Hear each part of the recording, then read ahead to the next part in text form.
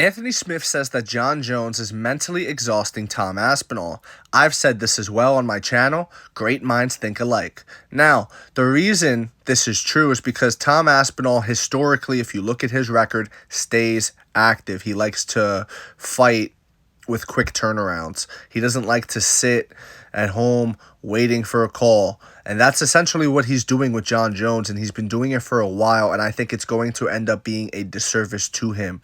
Tom Aspinall also, if you look at his fights, he's not even in the cage too long. He knocks people out so quick.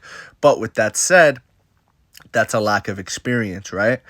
There's something to be said about someone who goes in there like a Ronda Rousey or a Mike Tyson and disposes of people really quickly, and then eventually they run into someone like a Holly Holm, like a Evander Holyfield, who aren't going to go away so quickly, and now you get to see what they're made of. Khamzat Chimaev can also be thrown into that pool. We saw how he was in deep waters against Kamaru Usman. He's got his fight with Dricus du Plessis coming up. I have Dricus winning that fight because I think he survives the early onslaught from Khamzat. But that's another video. Back to Tom Aspinall. I think it will hurt him that he didn't take fights. I think there's no reason for him not to, other than pride and ego, there's no reason for him not to defend his interim title. Remember, guys, he makes the same amount of money regardless. The only thing is the pay-per-view points. There will be less pay-per-view points if he fights a Jailton Almeida, if he fights a Ciryl Gane, than if he was to fight Jon Jones. That's fair. I'll give you that. But he's still making championship pay, man. He's still getting paid good. And he's building his resume. And I believe he could win those fights. You know, they're competitive fights, sure, but I think he could knock out Ciryl Gane. I think he could knock out Jailton Almeida. I don't think that's far stretched to think.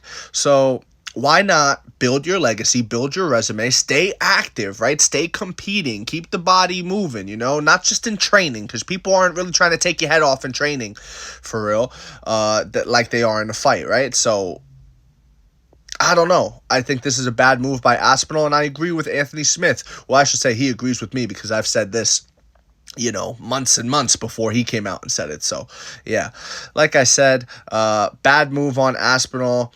And ultimately, Jon Jones is just doing what's best for Jon Jones. I know a lot of you guys think he's ducking, but was Francis Ngannou ducking when he literally left promotion so he didn't have to fight Aspinall, Jailton Almeida, Jon Jones, Stipe in the trilogy?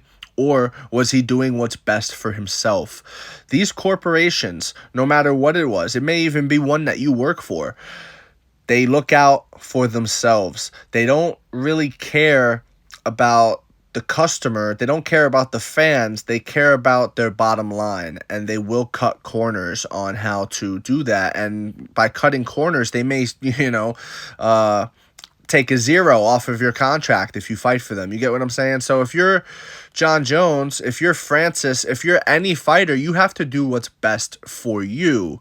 You cannot keep the fans in mind because, listen, pleasing the fans only goes so far. When you are retired and your best days are behind you, where are the fans then? They ain't starting no GoFundMes for you if you're, you know, if you didn't handle your money right and things like that. They ain't paying your bills. So you have to, when you have the leverage, which Jon Jones does, he has the heavyweight championship of the world.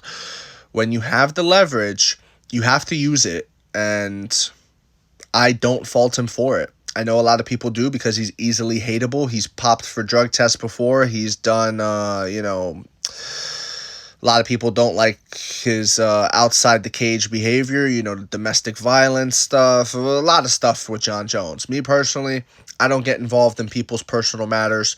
I think, like with Ian Gary and his wife, for example, I could care less about his personal living situation. I don't care about any of that. I care about what the fighter says in regards to the fight and the fighting. That's what I care about. Because ultimately we all live in glass houses and nobody is fit to throw stones. Nobody's perfect, okay? So that's how I look at it. I don't hate anybody, but with that said, I think Jon Jones is getting a bad rap here.